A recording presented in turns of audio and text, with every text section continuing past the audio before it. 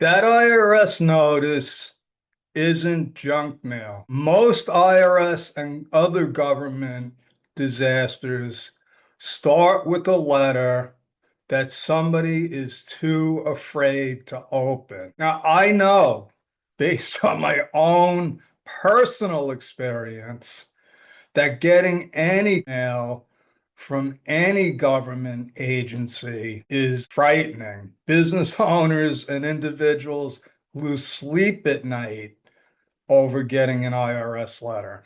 In fact, I've had plenty of clients, plenty of very intelligent clients get letters from state and local government agencies and contact me and say, I got a letter from the IRS. It's like the letter comes and it's blinding. My own daughter one time called me up.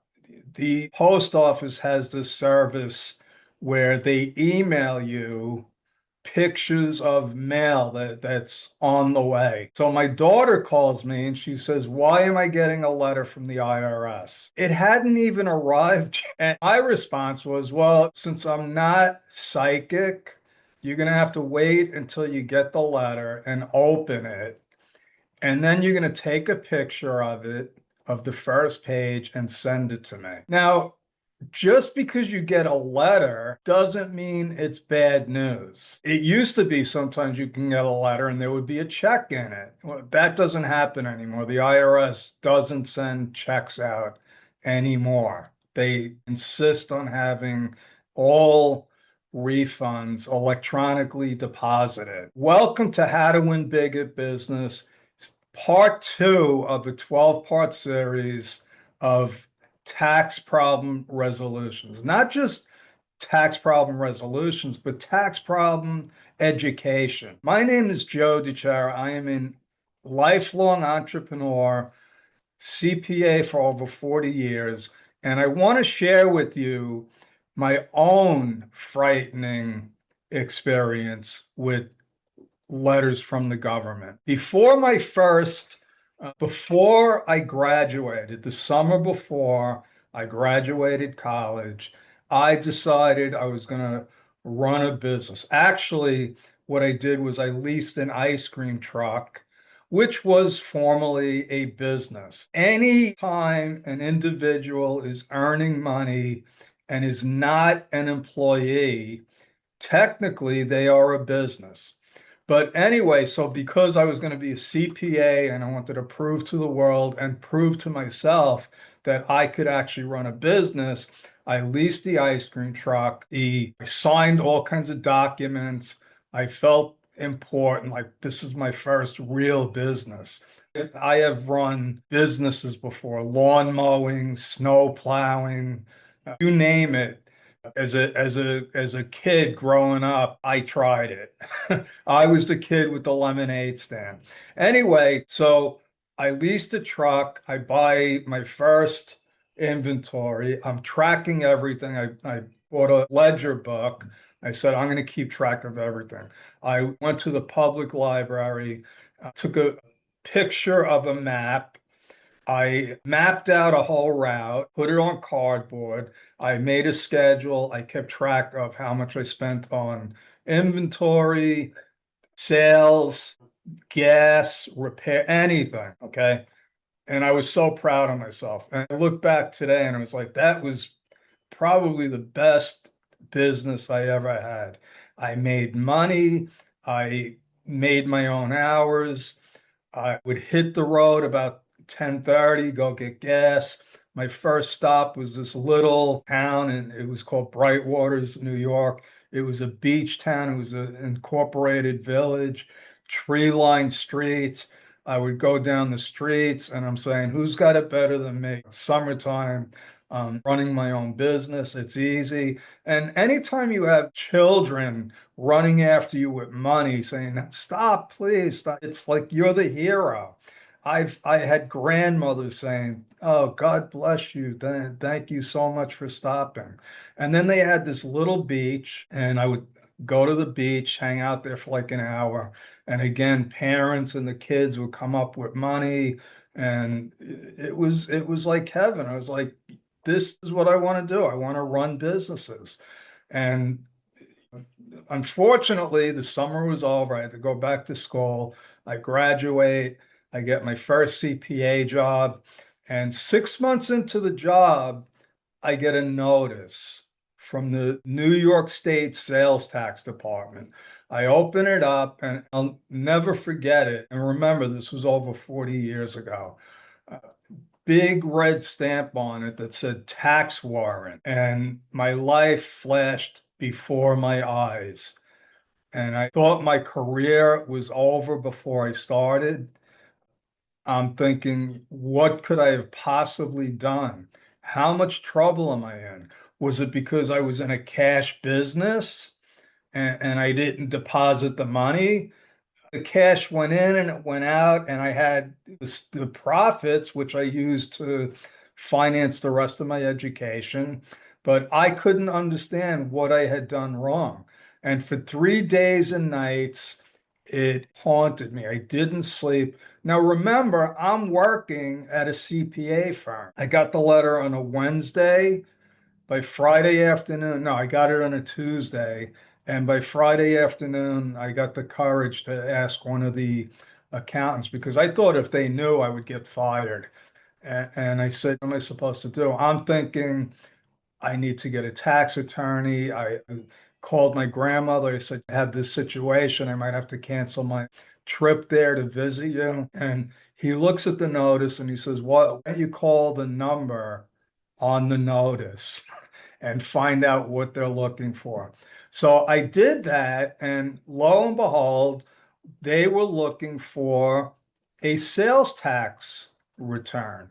You see, some of the documents that the company made me sign was to register as a sales tax vendor. And the reason they did that, probably, well, because they wanted to do everything to the letter of the law, but they didn't want to have their own sales tax problems. So they made each person that leased a truck formally a sales tax vendor. Now, the thing is that ice cream and candy in New York State is not subject to sales tax. So I wasn't required to collect sales tax, to collect it and pay it. What I was required to do was file a return. And all they were looking for, once I explained that this was a seasonal business, what the person said to me, oh, just file a return, mark it as final, include your certificate of authority. When you're a sales tax vendor, you actually get like, it's a little like the postcard size certificate. If you're a business, you're supposed to display it so people know that you're actually authorized to collect sales tax. I got no penalty, no repercussions, but what it taught me was maybe this wasn't as simple as I thought it was. And that's why when I started getting clients, when they received the letters, I could empathize with them. Because I was there, it's frightening, and I understand that. So let's go. So obviously this episode is going to be all about IRS notices. Now, we talk mostly about IRS because that's the 800-pound gorilla in the room, but it's not limited to the IRS. There's plenty of state and local government agencies that have a vested interest in your business, in your life, vested by what that is. They want to know how much money you're making and if you're paying your taxes. So, first of all, step one, there's 10 points in this episode. Why does the IRS send notices? Well, sometimes they send notices just to give you information. They'll send you your taxpayer bill of rights. Believe it or not, taxpayers have a bill of rights, which is a whole nother story, which I'll get into in another episode. That's one thing.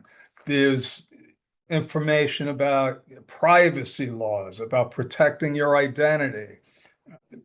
A lot of times it's important information that actually has nothing to do with trying to collect money or information returns or anything like that. So the important thing is when you get a letter, like I said in the last episode, what you don't want to do is you don't want to panic. Open it up.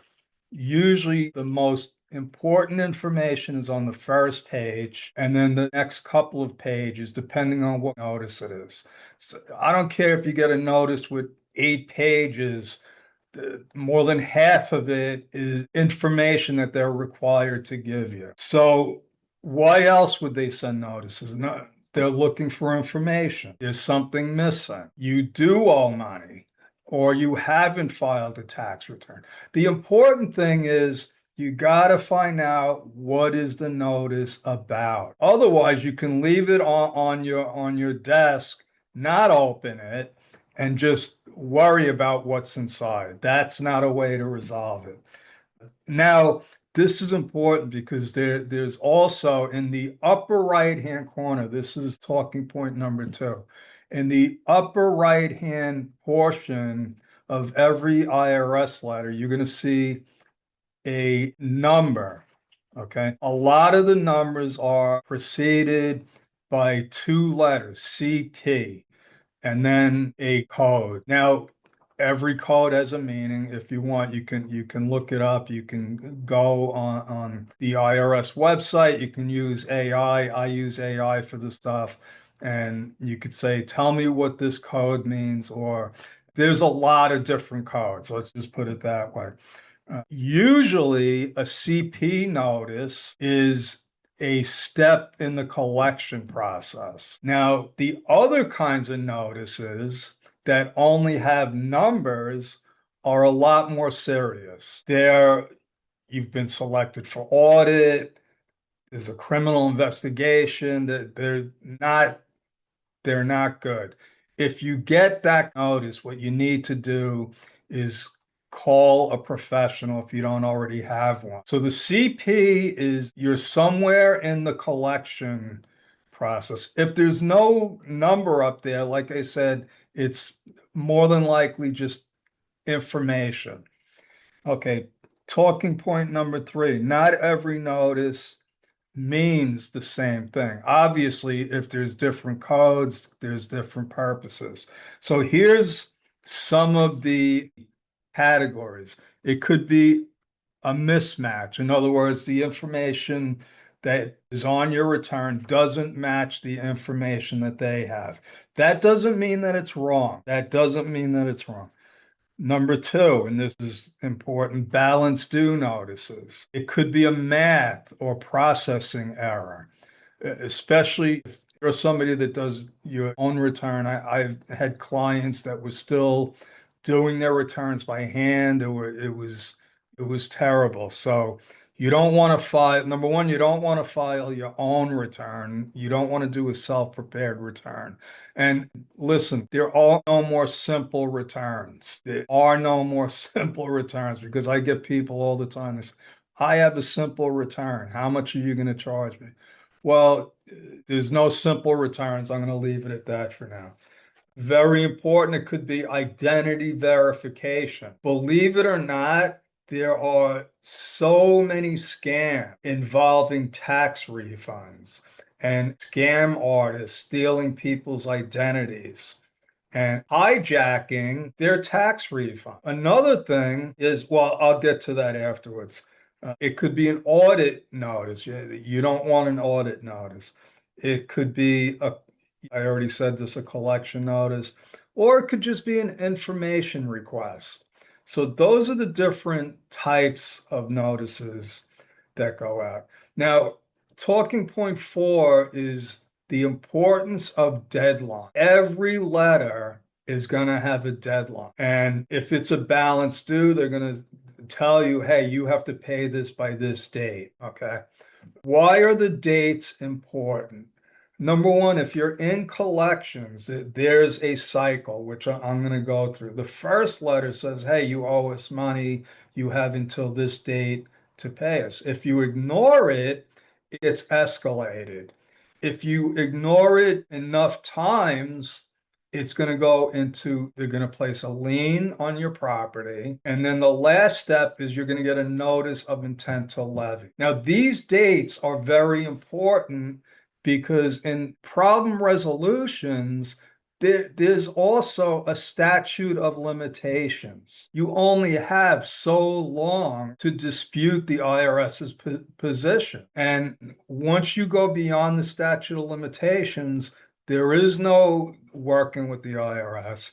You can't take them to court. Believe it or not, you could take the IRS to court, and the IRS loses all the time. That's an extreme example, but I've had to file petitions with the tax court 5 or 6 times. Never actually went to tax court because when you do that, what I learned is when you file a petition, the IRS will contact you and say, hey, wait, let's see if we could settle this before we go to court. They really don't want to go to court unless they have a really solid case and the individual is not cooperating with them. Balance due notices, very important to address. I've already talked about this. Talking point 6, missing return notices. These are usually the simplest ones to address because they're simply saying, hey, we have no record of you filing. Well, that could be for a number of reasons. First, maybe you didn't file. But as I said in the last episode, I've had cases where I did file. I had cases where I filed and the return got accepted electronically, and yet they weren't processed.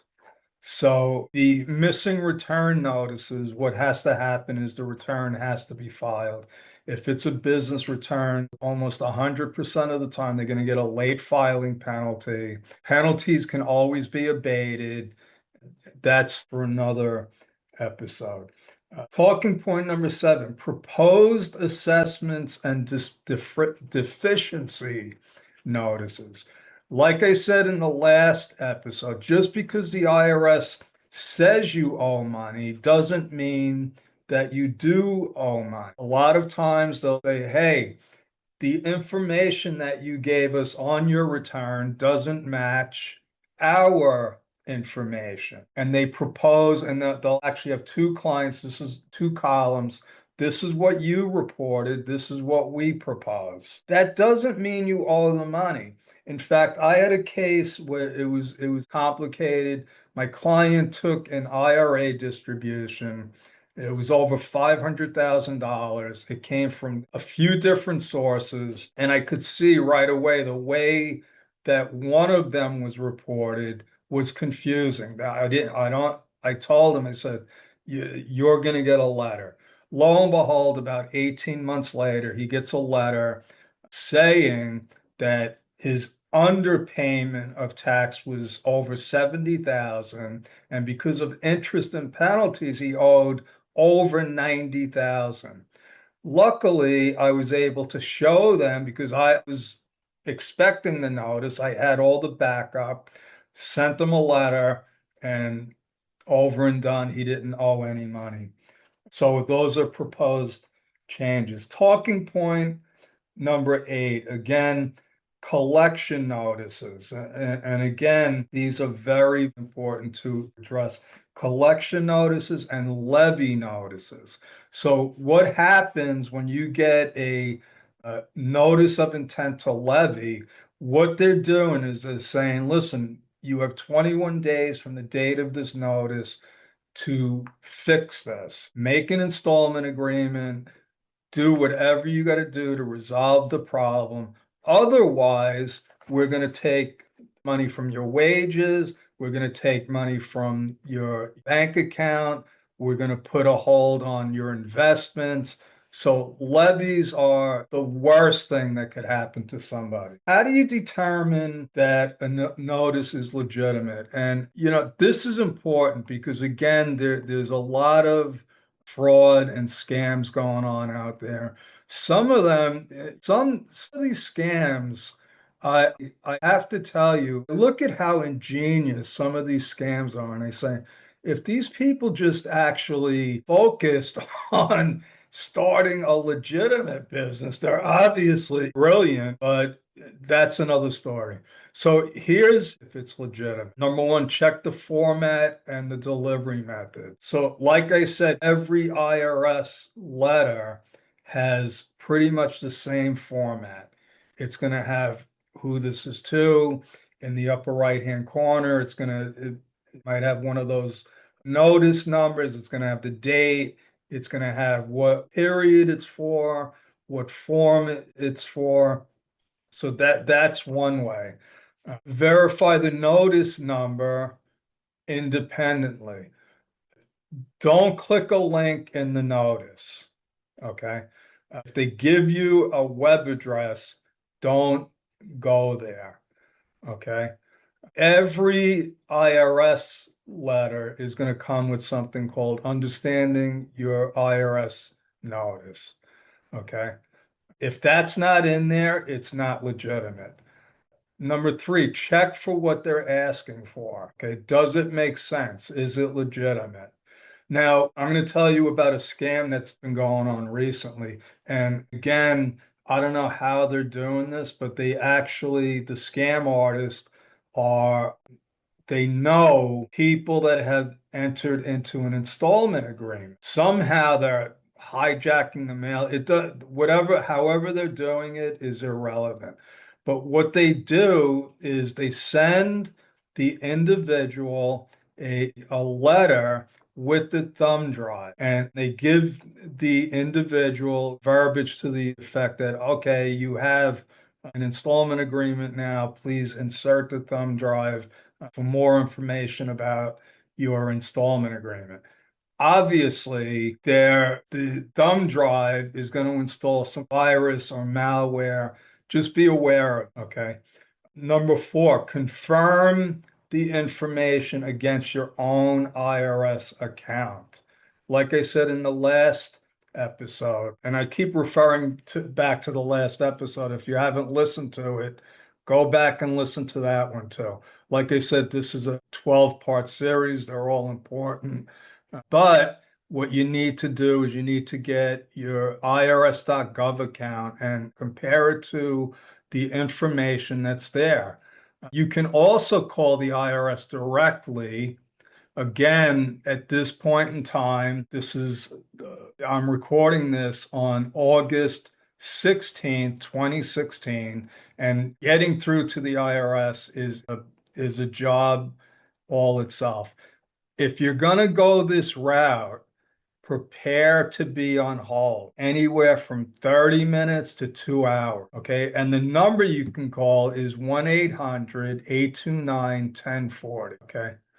Check the identifying details. Like I said before, it's going to have the name, the address, the ID number. Make sure that those are all correct. And last but not least, look for that CP number or notice number. Okay.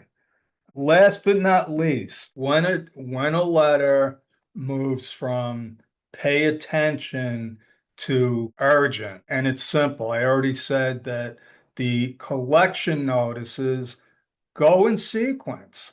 The first letter, if there's something on your return that doesn't match up with the IRS, they're not going to send you a letter saying, "Hey, we're sorry to bother you. We have a discrepancy here. Can you explain it?"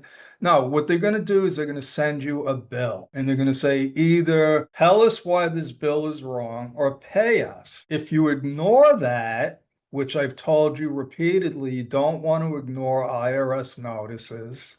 You're going to get a second notice and then a third notice, and all the way up to that notice of intent to levy.